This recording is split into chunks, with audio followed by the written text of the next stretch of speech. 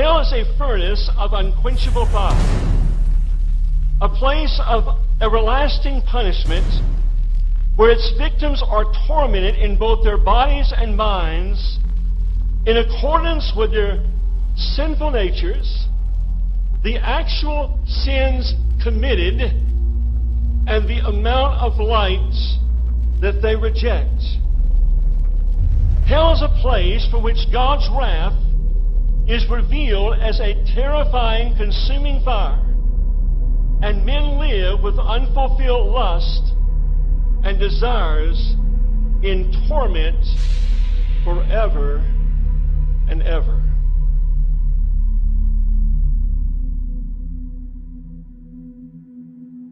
Perhaps you're sitting there under the gracious influence of God. God is putting conviction in your heart. This is the goodness of God seeking to lead you to repentance. And here is what God says you must do to flee from the wrath to come. Number one, be afraid, first of all, because the wrath of God abides on you. Listen to the text, John 3 and verse 36. He that believeth on the Son hath everlasting life, and he that believeth not the Son shall not see life, but the wrath. The word there means the violent passion of God abideth on him. You know, every lost sinner that lives outside of divine protection, as only given through Christ today, has abiding, resting upon them, the wrath of God.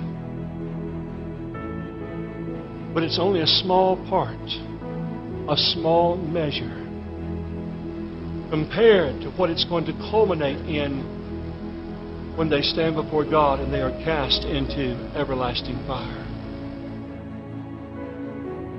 At this very moment, in this very place, some are on the threshold of eternity. How do you know that, Brother Currin? Because you're looking at what formerly was a Baptist preacher that had no reality in my life. And God had mercy on me to save me. I preached the Bible. I was lost. There was no reality. You try to make things work. You try to have devotions. You try to encounter the presence of the living God. You try to have a sense of God in secret prayer. You just go through those disciplines, and yet there's no reality.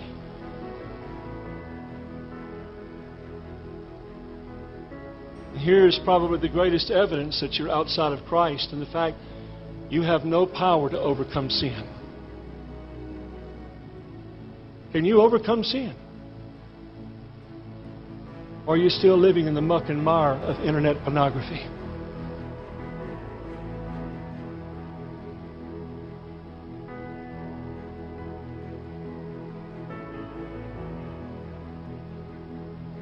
Secondly, I would encourage you to seek the Lord while He may be found and call upon Him while He is near. Isaiah chapter 55. Listen, friend, that admonition presupposes that there can come a time where you'll seek the Lord, but He will not be found. If God's dealing with you, if there's conviction, if there's brokenness, if there's an understanding of your sin, fly to Christ. Look to Christ. Eric Alexander said the real horror of being outside of Christ is that there is no shelter from the wrath of God. No shelter. Thirdly, abandon all hope of saving yourself. Abandon all hope of saving yourself.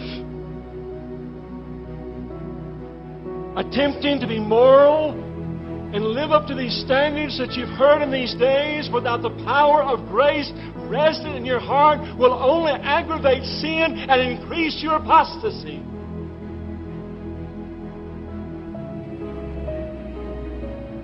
Animal rights people were real concerned when so many of our national birds were washing up on the shore of our great lakes in our country. The bald eagle. So they began to closely investigate why these birds were dying the way they were. See, because of so much environmental pollution, the birds were not able to find sufficient game and sustenance to sustain themselves. And so these birds would fly across these lakes. And those monarchs of the sky would have those wings spread out, and flying just above the surface of the lake, they could see a pickerel or a pike. And suddenly they would draw those massive wings as they would soar upward. They would draw them to their side, and then they would dive toward the water, and they would penetrate the surface of the water like a bullet, and then they would spread those big talons out, and they would grab that large fish and make their way in a struggle to the surface of that water once again, and then spread out those wings and take their flight with that fish in their clutches. Only problem was, many times the fish was so large and the eagle was so far from shore that it would not turn loose the fish before the fish drugged that eagle to its death by drowning it. It did not have enough strength to get back to the shore. Friend, that is a picture today of so many people in our churches. They're embracing their own works. Those are idols. And before they'll turn loose those things and abandon all hope of saving themselves, that very idol will drag them to their eternal damnation. Believe on Christ at once. Believe on Christ at once. You say that's too simple. You want to know why it's so simple? Spurgeon said, the reason God has made it so simple. Come unto me, all ye that labor and are heavy laden, and I will give you rest. All that come unto me, I will in no wise cast out. Why has God made it so simple? To annihilate the pride of man. Because man always wants to take a little credit, a little glory in what he's done. I prayed the prayer. I walked an aisle. I made a decision. No, friend, it's all of grace. It's all of grace. You believe on Christ at once, brethren. Listen to the words of the Scottish minister Robert Murray McCheyne. He said, the present is your only time to be saved. There is no believing, nor repenting, nor conversion in the grave. No minister will speak to you there. This is the time of your conversion.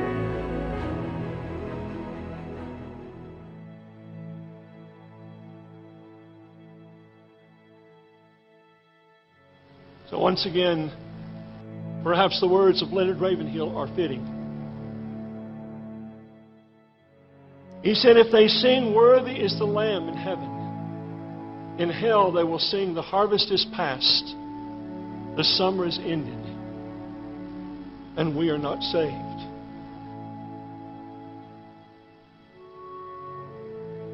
Isn't it a good thing that God remembers mercy and wrath? Isn't it good news that in spite of all this exposition on wrath and judgment, God remembers mercy? You say, well, I just don't feel it right now. I don't feel very contrite and remorseful over my sin. Listen, friend, if God has given you understanding, I want to use a term that Spurgeon coined, duty faith. You leave whatever is keeping you from Christ and come to Him, and I can assure you, He will show Himself strong on your behalf and save you to the uttermost.